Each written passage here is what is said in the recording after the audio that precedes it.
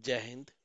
दोस्तों, आज हम बात करेंगे केंद्रीय विद्यालय नवोदय डीएसएसबी के पीजीटी, टीजीटी और पीआरटी में पूछे जाने वाले पेडागोजी की, एजुकेशन और पेडागोजी मिला हुआ होता है। खास करके आप पीजीटी, टीजीटी का पेपर दे रहे हैं तो आखिर किस तरह के सवाल पूछे जाते हैं, पिछले साल किस तरह के सवाल पूछे गए हैं, उसी सवालों की चर्चा करेंगे और उन सवालों को कैसे आसानी से बनाया जा सकता है। अगर आपको नहीं भी आता है तब भी आप सवाल को कॉमन सेंस लगाकर बना सकते हैं। तो कैसे हम बना सकते हैं और मात्र 3 से 6 महीना दे करके रिजल्ट की गारंटी ले सकते हैं, उस टेक्निक की चर्चा करेंगे। पूरी वीडियो को ध्यान से देखिएगा और अगर पहली बार हमारे चैनल को देख रहे हैं तो सब्सक्राइब कर देना और राइट में बेल आइकॉन होगा जिसे घंटी कहते हैं, उसे प्रेस कर देना, जिससे हर दिन मैं वीडियो डालता हूँ वो वीडियो आपको मिल जाए। जैसा कि पिछले क्लास में हमने 65 क्वेश्चन तक आपको बताया था, आज हम क्वेश्चन आगे पढ़ेंगे। देखो दोस्तों, बहुत इंपॉर्टेंट क्वेश्चन स्क्रीन पर आपके सामने है। ऐसे क्वेश्चन को मिनट भी नहीं लगना चाहिए बनाने के लिए, सेकंडों में आप बना सकते हैं। अगर आपके पास टेक्निक है, आपके पास अंडरस्टैंडिंग है और अगर आप जीवन में सफल होना चाहते हैं तो एक बार फ्री क्लास मेरा लेकर देखो। कहता है choose the current sequence in the context of institutional planning, यानी संस्थागत नियोजन के संदर्भ में सही अनुक्रम बताइए। दोस्तों, ये क्वेश्चन पीजीटी केबीएस में पूछा गया है। ऐसे ही सवाल आगे भी पूछे जाएंगे। तो क्वेश्चन पहले समझिए कि कहता है अगर हिंदी मीडियम है तो संस्थागत नियोजन के संदर्भ में सही क्रम क्या है। आपके सामने है विश्लेषण परिस्थिति, भौतिक और मानवीय संसाधनों का संगठन है, सेटिंग गोल उद्देश्य तय करना, मूल्यांकन और है लागू करना। दोस्तों, इसे क्रम से हम कैसे देखेंगे। आपके सामने चार ऑप्शन है, चार ऑप्शन, और इन चार ऑप्शन में हम देखेंगे पहला क्या हो सकता है। दोस्तों, बनाने का भी टेक्निक होता है। मैं जानता हूं कि आप सब नौकरी चाहते हो लेकिन कुछ कमियों के कारण बार बार 2-4 नंबर से असफल होते हो। लेकिन मेरी पूरी वीडियो को देख लीजिएगा और क्लास ले लीजिएगा, फ्री क्लास, तो कभी असफल नहीं होगे। कोई फी मैं नहीं रखता हूँ, बिल्कुल फ्री है। 8-10 क्लास लेकर देखो। तो दोस्तों, ये क्वेश्चन कैसे बनाएंगे। कहते हैं संस्थागत नियोजन के संदर्भ में सही क्रम चुनिए। तो सबसे पहले परिस्थिति विश्लेषण नहीं होगा, भौतिक और मानवीय संसाधनों का संगठन, उद्देश्य तय करना। सबसे पहले जब संस्थागत नियोजन या कोई भी नियोजन करते हैं दोस्त, तो सबसे पहले हम उद्देश्य तय करते हैं। कि जैसे आप तैयारी कर रहे हो, आप टीजीटी पीजीटी का तैयारी कर रहे हो, मैं भी आईएएस का तैयारी किया, इंटरव्यू तक दिया। तो ये क्या है, हमने उद्देश्य तय किया हमें करना क्या है। तो सबसे पहले उद्देश्य तय करेंगे। अब देखेंगे ऐसे सवालों के ऑप्शन में सी कहाँ कहाँ है। तो देखते हैं, चार ऑप्शन है, चार ऑप्शन में सी मात्र लास्ट में है। मतलब हमारा लास्ट ही आंसर होगा। एग्जाम दे रहे हैं तो टिक मार के आगे बढ़ जाइएगा, रुकना नहीं है। हमें पता चल गया पहला कौन है तो टिक मार के आगे निकल जाना है। वैसे मैं बता दूं, उसके बाद सबसे पहले उद्देश्य तय करते हैं, फिर परिस्थिति का विश्लेषण करते हैं। जैसे आप पीजीटी की तैयारी करते हैं तो हमें एक उद्देश्य तय कर लिए कि हमें तैयारी करनी है। फिर हम परिस्थिति का विश्लेषण करते हैं कि इसमें क्या क्या कठिनाइयां आएगी, सिचुएशनल एनालिसिस, क्या क्या कठिनाइयां आएगी, हमें क्या क्या पढ़ना है। तो दूसरा हो जाएगा परिस्थिति का विश्लेषण। फिर भौतिक और मानवीय संसाधनों का संगठन। फिर हम क्या करते हैं कि जब हम समझ लेते हैं कि ये कठिनाई आएगी तो फिर हम संसाधन जुटाते हैं। संसाधन क्या करते हैं, जुटाते हैं। संसाधन जुटाते हैं, जैसे किताब लेते हैं, कॉपी लेते हैं, अच्छे कोचिंग से जुड़ते हैं। तो वो संसाधन जुटाना होगा दोस्तों। अब नेक्स्ट क्या करते हैं, उसे लागू करते हैं। एफ होगा, उसे क्या करते हैं, ई होगा, लागू करते हैं। संसाधन लागू किए, लागू करने के बाद अंतिम चरण में हम उसका मूल्यांकन करते हैं। लागू करने के बाद हमें क्या इंप्रूवमेंट हुआ, क्या नहीं हुआ, उसका हम मूल्यांकन करते हैं। देखो इतना इजी सवाल पूछा गया है दोस्तों, अगर इतना इजी सवाल बनाने में भी कठिनाई हो रही है तो एक बार क्लास ले लो और 8-10 क्लास फ्री लेकर देखो। क्यों अपने जीवन को मझधार में भेजते हो दोस्तों? अगर असफल हम होते हैं तो उसके लिए हम खुद जिम्मेदार हैं और हमारी कमियां जिम्मेदार है। मैं जब 10 साल टीचिंग एक्सपीरियंस से बताता हूँ कि रिजल्ट लेना बहुत ही आसान है। मैं भी केवीएस में सिलेक्शन लिया, पीजीटी में भी, टीजीटी में भी, लेकिन हमारी स्ट्रेटजी अलग होती थी, इसलिए हम पास कर जाते थे। हम उन चीजों को समझते थे, अंडरस्टैंडिंग करते थे। नेक्स्ट क्वेश्चन हम लोग देखते हैं दोस्तों, बहुत महत्वपूर्ण क्वेश्चन है।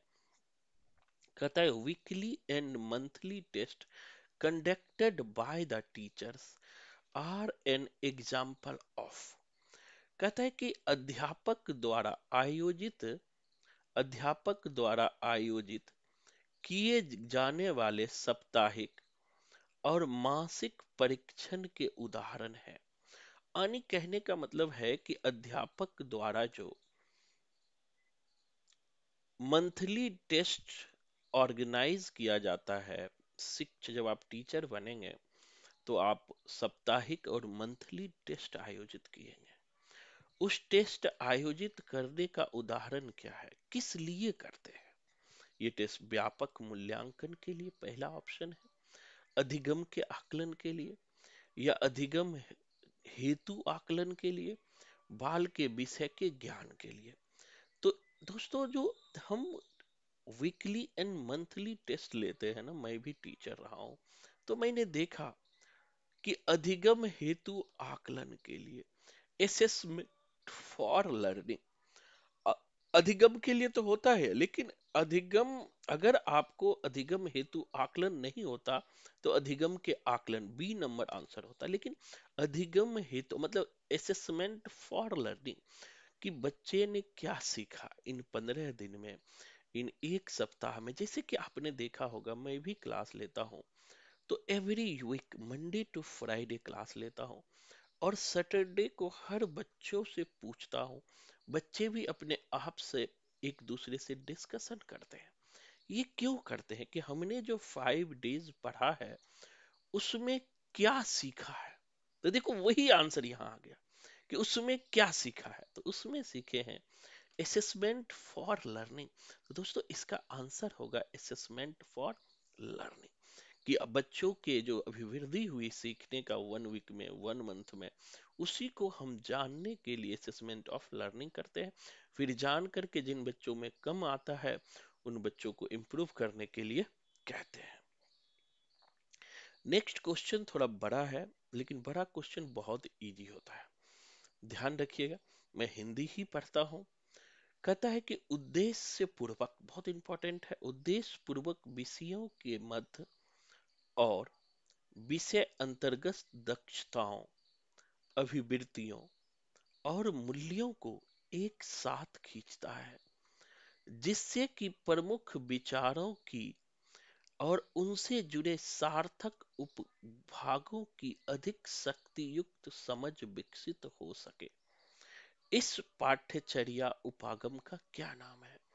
क्लास में भी जो बच्चे क्लास लिए होंगे टीचिंग एप्टीट्यूड के, बहुत सारे पाठ्यचर्या उपागम की हमने चर्चा की थी कि वैसे कहते कहते उद्देश्य पूर्वक विषयों के मध्य और विषय अंतर्गत दक्षता, यानी कि जो विषय के अंतर्गत, विषय में जो दक्षता पाई जाती है, उनके एटीट्यूड पाई जाती है, अभिवृत्तियां पाई जाती है और मूल्य एक साथ खींचता है, जिससे कि बच्चों के विचार और उससे जुड़े सार्थक उपभागों की अधिक शक्ति युक्त समझ विकसित होता है। ये सब बातें हम किस अधिगम में पढ़ते हैं? मतलब कि यहाँ पर टोटलिटी की बात कर रहे हैं, कि टोटलिटी मतलब कि विद्यार्थियों में दक्षता का भी विकास हो, अभिवृद्धि का भी विकास हो, मूल्य का भी विकास हो, सब एक साथ खींचे चले आए।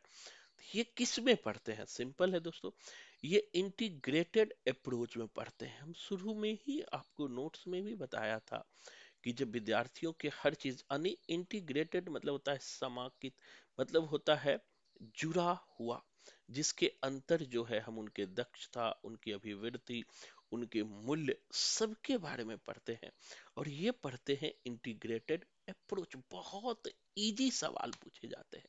अगर आप सवाल गलत कर रहे हो तो एक बार फ्री क्लास लो, देखना कि आपके हर चीज चुटकियों में बजेंगे। इसीलिए मैं स्टम्प पेपर पर लिखित रिजल्ट की गारंटी देता हूँ।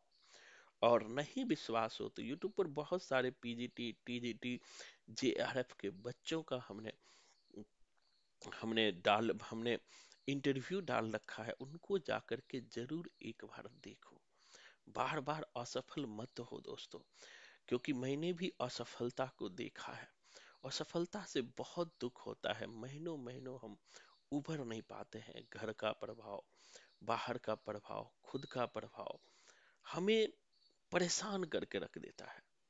तो उन परेशानी से हम मात्र 3 से 6 महीने में निकल सकते हैं। आगे क्वेश्चन की तरफ बढ़ते हैं दोस्तों। कहता है निम्नलिखित में से क्या एक अच्छे परीक्षण की विशेषता नहीं है। अब यहां पर देखो, इंग्लिश भी पढ़ देता हूं। On of the following is not considered as the quality of good teaching test. यानी गुड टीचिंग टेस्ट की क्या विशेषता नहीं है, आइडेंटिफाई करें। विश्वसनीयता, गुड टीचिंग में तो होनी ही चाहिए विश्वसनीयता, बिल्कुल सही है। मतलब कि अच्छे परीक्षण में विश्वसनीयता होनी चाहिए। प्रतिस्थापनीयता, इसको देखेंगे बाद में। व्यवहार्यता, यूजेबिलिटी, व्यवहार्यता भी होनी चाहिए जो हम सीटिंग करा रहे हैं। वस्तुनिष्ठ भी होने चाहिए, ऑब्जेक्टिव। अब होना क्या नहीं चाहिए, रिप्लेसेबिलिटी यानी प्रतिस्थापनीयता। अब सवाल आता है कि क्यों नहीं होनी चाहिए प्रतिस्थापनीयता। क्योंकि जब हम अच्छे परीक्षण करते हैं तो हमारा उद्देश्य ये नहीं होता है कि हम वहां स्थापित हो जाए, प्रतिस्थापित हो जाए, या वही मानक मार्ग स्थापित हो जाए, बल्कि हम अच्छे परीक्षण विश्वसनीयता के लिए करते हैं, व्यवहार्यता के लिए करते हैं, और वस्तु निष्ठता के लिए करते हैं।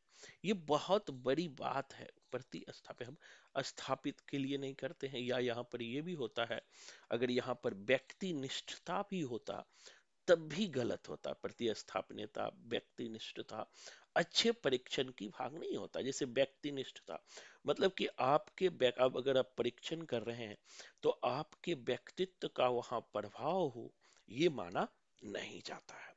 तो इनको याद रखिएगा। व्यवहार्यता होनी चाहिए, वस्तुनिष्ठता होनी चाहिए, विश्वसनीयता होनी चाहिए। इसलिए मैं कहता हूँ पूरी वीडियो को ध्यान से देखिए तो अंडरस्टैंडिंग डेवलप होगा। नेक्स्ट क्वेश्चन है दोस्तों, पीजीटी 2018 में पूछा गया था ये। कहता है for an efficient and durable learning the learner should have. कहता है प्रभावी और अस्थायी अधिगम के लिए अधिगमकर्ता में होना चाहिए। बड़ा मजेदार सवाल है दोस्तों, बीएड में भी आपने पढ़ा होगा कि एक प्रभावी मतलब इफिशिएंट, और अस्थाई मतलब ड्यूरेबल। अधिगम मतलब होता है सीखना। मतलब कि अगर हम चाहते हैं कि सीखने की प्रक्रिया जो है प्रभावी हो और अस्थाई हो, हम जो सीख रहे हैं वो प्रभावी भी हो और अस्थाई हो, जो हम सीख रहे हैं वो प्रभावी भी हो और वो अस्थाई हो, तो इसके लिए अधिगम करता मतलब सीखने वाले में क्या होनी चाहिए, सीखने वाले में क्या होनी चाहिए। अब ऑप्शन देखते हैं कि अगर आप शिक्षण को प्रभावी चाहते हैं, योग्यता चाहते हैं, तो सीखने वाले में क्या होना चाहिए। सीखने वाले में, लर्नर में अधिगम की योग्यता ये भी होना चाहिए, अधिगम के अवसर ये भी होना चाहिए, समझने की योग्यता ये भी होना चाहिए, और अभिप्रेरण और धारण की योग्यता।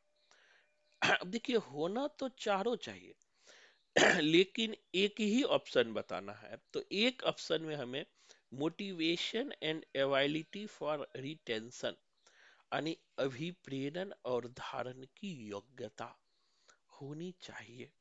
मतलब दोस्तों ऊपर के भी होना चाहिए, लेकिन यहाँ बेस्ट ऑप्शन आपसे एक्सपेक्टेशन रख रहा है यूजीसी से, या सॉरी केबीएस नवोदय, कि आप बेस्ट आंसर दो।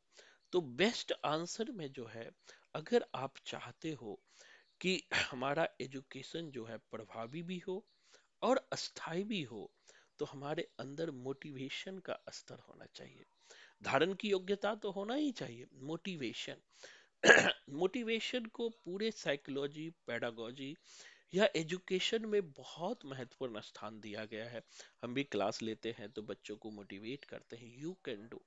मैं तो लिखित गारंटी देता हूं कि जिसको सिर्फ लिखने और पढ़ने आता है स्टम्प पेपर पर, उसका जेआरएफ होगा, उसका पीजीटी में सिलेक्शन होगा। चाहे कहीं के पीजीटी दे रहे हैं, Navodaya, KBS, DSSB, UP, Bihar, Rajasthan, Jharkhand, कहीं के भी दे रहे हैं तो होगा, वो भी स्टम्प पेपर पर। क्यों? क्योंकि हर बच्चे में नॉलेज होता है, बस वो होता है कि सही दिशा नहीं होता है उसका, इसलिए बार बार वो असफल होते हैं। तो यहां पर आंसर होगा motivation and ability for retention, अभिप्रेरण और धारण की योग्यता। अब देखो क्वेश्चन दोस्तों बहुत बढ़िया है, एक क्वेश्चन पूछा है 71। एक प्रधानाचार्य के रूप में निम्नलिखित में से कौन से अध्यापक को सराहना करेंगे? मतलब कहते हैं अगर आप प्रिंसिपल बन गए तो किस कार्य के लिए अध्यापक को सराहना करेंगे? चार ऑप्शन देंगे दोस्तों। ऐसे सवालों को आपको एक टीचर के रूप में सोचना चाहिए, उसमें भी एक प्रिंसिपल के रूप में, कि कैसे टीचरों की आप सराहना करेंगे। पहला ऑप्शन है वह जो अपनी कक्षाएं नियमित रूप से लेता है तथा सभी रिपोर्ट तथा दस्तावेज दस्तावेज समय पर तैयार करता है। बिल्कुल ये भी सही है। वह जो सारे साल कभी भी छुट्टी नहीं पूछता। तीसरा, वह जो सदा आपके पास शिक्षण हेतु नए नए यंत्र सामान पुस्तक मांग करता रहता है। वह जो खुशनुमा आदतों वाला होता है तथा आपके और अन्य साथियों के साथ सामाजिक होता है। तो अब देखते हैं सबसे नजदीक क्वेश्चन होगा। यहाँ देखेंगे ना तो सबसे आंसर नजदीक होगा पहला, one the one who take one's class as per schedule, prepare all report result and documents in time। कि वो शिक्षक प्रधानाचार्य के नजर में अच्छे होते हैं जो नियमित कक्षा लेते हैं, सभी रिपोर्ट दस्तावेज समय पर तैयार करते हैं। अब दूसरा क्यों नहीं होगा कहोगे? वह जो साल भर कभी छुट्टी नहीं लेता। आप मान लिया कभी साल भर में छुट्टी नहीं लीजिए, लेकिन जा करके सोते रहिए, खराटे मारते रहिए, पढ़ाते रहिए नहीं तो फिर कोई फायदा नहीं। वह जो सदा शिक्षण हेतु नए नए अंतर मंगवा लीजिए, सामान मंगवा लीजिए, पुस्तक मंगवा लीजिए, पढ़ाइए नहीं तो कोई फायदा नहीं। या वह जो खुशनुमा आदत का अचार लगाएंगे आप। जो मैंने क्या है, पढ़ाना, रिपोर्ट तैयार करना, उनके असेसमेंट लेना, वही टीचर बेस्ट होता है according to pedagogy. Next question की तरफ हम बढ़ते हैं। पूरी वीडियो को दोस्तों जीवन में परिवर्तन चाहते हैं तो पूरी वीडियो को ध्यान से देखिए और रिजल्ट ले लीजिए। मैं इतना ही कहता हूं सबसे, अपने पैर में कुल्हाड़ी मत मारिए, बहुत हो चुका, बहुत असफलता की मार हो चुका, बहुत असफल हो गए। अब नौकरी लीजिए। नौकरी के लिए हार्ड वर्क होता है और दो काम करता है, हार्ड वर्क और सही दिशा। जब तक आपके अंदर हार्ड वर्क और सही दिशा नहीं होगा, रिजल्ट नहीं होता है।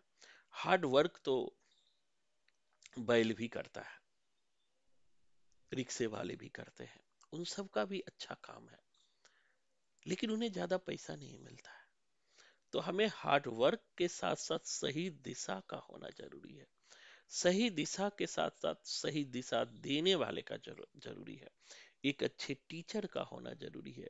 क्योंकि दोस्तों लोगों के मन में ये होता है कि हम कोचिंग क्यों ले, क्योंकि जो वहाँ टीचर होता है ना, मैं भी आईएएस का इंटरव्यू तक दिया है, पीजीटी निकाला है, टीजीटी निकाला है, तो हमने देखा है कि टीचर का हमसे ज्यादा एक्सपीरियंस होता है। हम अभी पढ़ना शुरू करते हैं, टीचर 10 साल से 15 साल से पढ़ाते हैं। तो उनका अपना एक्सपीरियंस होता है। आपको बिना 10 साल गमाए मात्र 4-5 महीने में वो सारे एक्सपीरियंस मिल जाते हैं जो टीचर ने 10-15 साल में अर्जित किए हैं। ये आपकी उपलब्धि होती है और आसानी से आपका रिजल्ट हो जाता है। कहता है शैक्षणिक उपलब्धि के अर्थापन में निम्नलिखित में से क्या श्रेणीकरण ग्रेडीकरण का एक उद्देश्य नहीं है। यानी कि शैक्षणिक उपलब्धि के जांच के लिए, शैक्षणिक उपलब्धि के अर्थापन उससे क्या प्राप्ति हुई के लिए ग्रेडिंग सिस्टम में से क्या उद्देश्य नहीं है। आप एजुकेशन में ग्रेडिंग सिस्टम पढ़े होंगे। आज भी ग्रेडिंग सिस्टम बहुत सारे स्कूलों में ग्रेड दिया जाता है। तो ग्रेडिंग प्रणाली ग्रेड का क्या उद्देश्य नहीं है, इसी को हमें जानना है। पहला है विषयों के मध्य और विषय के अंदर बेहतर तुलनात्मकता, यानी कि विषयों के मध्य और विषय के अंदर हमें बेहतर तुलना करना। और देखते हैं क्या है ऑप्शन। शिक्षार्थियों मतलब विद्यार्थियों द्वारा विषयों के चयन में अधिक आंतरिक समन्वय, यानी कि विद्यार्थी जो सब्जेक्ट का चयन करते हैं उसमें अधिक समन्वय।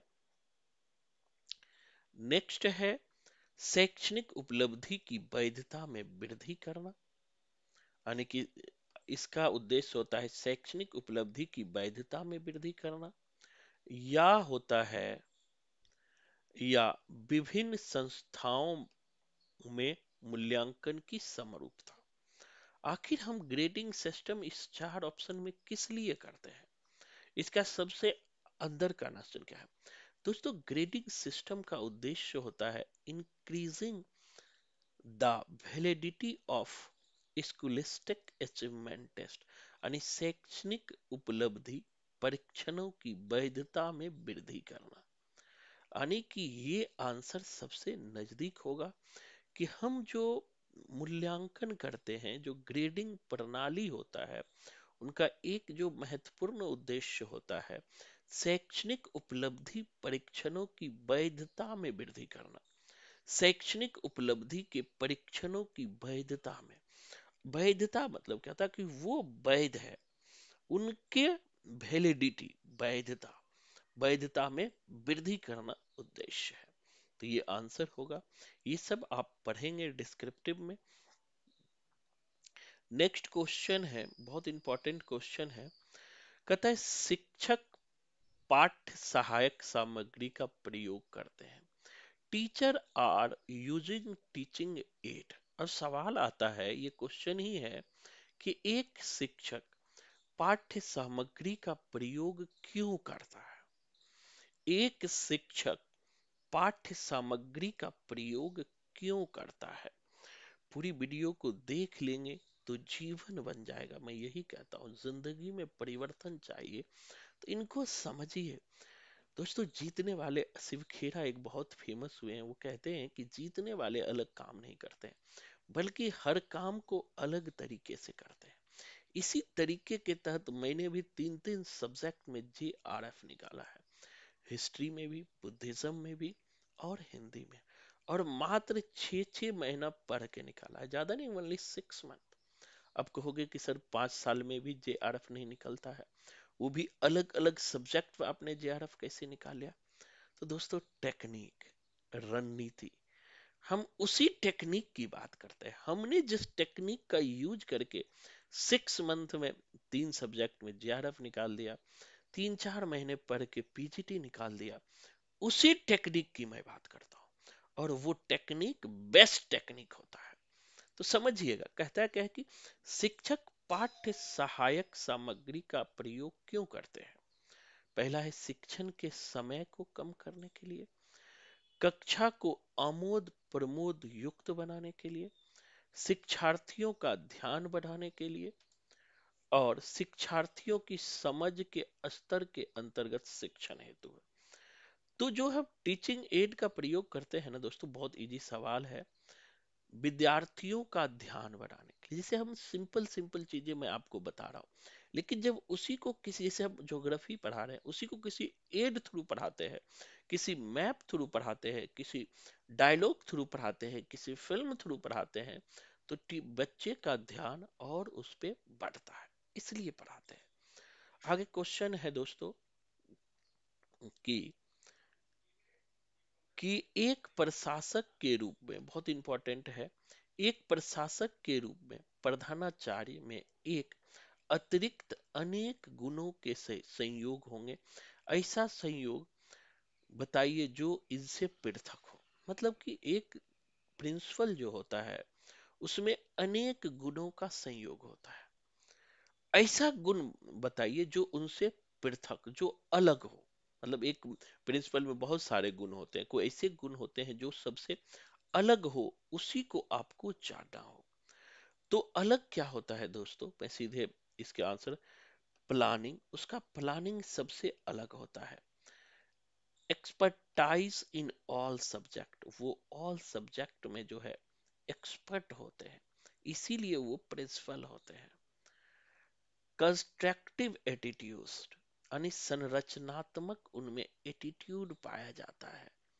यानी हिंदी में कहूं तो उसे योजना बनाने की क्षमता होती है, सभी विषयों के विशेषज्ञता होती है, और संरचनात्मक कंस्ट्रक्टिव एटीट्यूड होता है, अभिवृद्धि होता है। इसीलिए तो वो प्रिंसिपल बनता है कि एक प्रिंसिपल में क्या गुण होना चाहिए। मतलब कि सामान्य गुण तो होता है, अलग क्या होना चाहिए, तो अलग उनमें प्लानिंग की क्षमता हो, हर सब्जेक्ट का एक्सपर्ट हो, जिससे वो हर टीचरों से बात कर सके, हर सब्जेक्ट में, आपके सब्जेक्ट में ये है तो क्या है, कंस्ट्रक्टिव एटीट्यूड, संरचनात्मक अभिवृद्धि हो। देखो कितना इजी सवाल पूछे जाते हैं। मैं तो कहता हूं कि एक भी पेडागोजी से गलत नहीं होगा, अगर आपने सही से पढ़ लिया तो। बहुत इजी है रिजल्ट लेना, बहुत ही इजी है इंडिया में रिजल्ट लेना टीजीटी पीजीटी का। लेकिन कहोगे सर होता नहीं, क्योंकि हम सही दिशा में दोस्तों पढ़ते ही नहीं है, तो होगा कहाँ। हम कहीं से कुछ भी पढ़ रहे हैं, किताब उठा ले रहे हैं मार्केट में, और मार्केट की किताब में वो बच्चे मार्केट की किताब लिखते हैं जिन्हें खुद उस विषय की नॉलेज नहीं होता है, किसी को भी दे दिया जाता है प्रश्न बनाने के लिए, और वही किताब को पढ़ के, जिसे जिसे लिखने वाले को कुछ पता नहीं है, उनके किताब को पढ़ के आप चाहते हो पीजीटी सेलेक्ट हो जाए, तो कहाँ होगा। सच्चाई से हम बहुत भागते हैं, सच का सामना नहीं करते हैं, इसलिए हम रह जाते हैं। और हमसे कम जानने वाला जो जल्दी सच की सामना करते हैं, अपने कमी को ढूंढते हैं, वो पास कर जाते हैं। देखिए कितना मजेदार क्वेश्चन है। कहता है एक कक्षा के छात्र और उनके अभिभावक एक शिक्षक को स्वीकार नहीं कर रहे हैं, तो एक प्रधानाचार्य के रूप में आप क्या करेंगे। क्वेश्चन सीधा सा है कि एक कक्षा, मतलब कक्षा के कुछ छात्र हैं और उनके अभिभावक भी किसी स्पेशल शिक्षक को, किसी व्यक्तिगत शिक्षक को स्वीकार नहीं कर रहे कि ये बढ़िया टीचर नहीं है, इनको हटाओ। आपसे बात कर रहे हैं, आप प्रिंसिपल हैं, तो आप क्या करेंगे। चार ऑप्शन की तरफ से सत्य है कि उन छात्रों और उन शिक्षकों के विरुद्ध अनुशासनात्मक कार्यवाही करेंगे। दूसरा, उन शिक्षकों को छात्रों के प्रति अपनी शिक्षण विधि तथा दृष्टिकोण बदलने को कहेंगे। तीसरा, अकेले व समूह में छात्रों, अभिभावकों और शिक्षकों से मुद्दे पर चर्चा करके समस्या का समाधान करेंगे। या स्टाफ मीटिंग में मुद्दे पर चर्चा, बस सबसे इंपॉर्टेंट क्या है, सी होगा कि अकेले और समूह में, पहले अकेले बात करेंगे दोनों से, और समूह में छात्रों, अभिभावकों और शिक्षक से मुद्दों पर चर्चा करके समाधान के मूल पर पहुंचेंगे। ऐसे नहीं करेंगे कि मतलब कभी शिक्षक पर सारे आरोप लग दिए या अभिभावक पर आरोप नहीं, दोनों करके मिल करके मुद्दों पर चर्चा करके उन समस्या का हम समाधान करेंगे।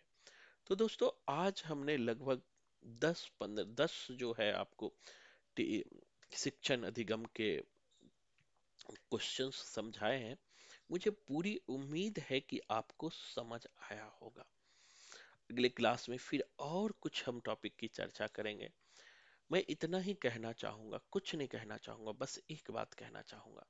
अगर आप पढ़ रहे हो और आपके पास एज है, तो जो चाहते हो वो बच जाओ, नहीं तो जीवन में दोस्तों बहुत पछतावा होता है, पछतावा के सिवा कुछ नहीं मिलता है।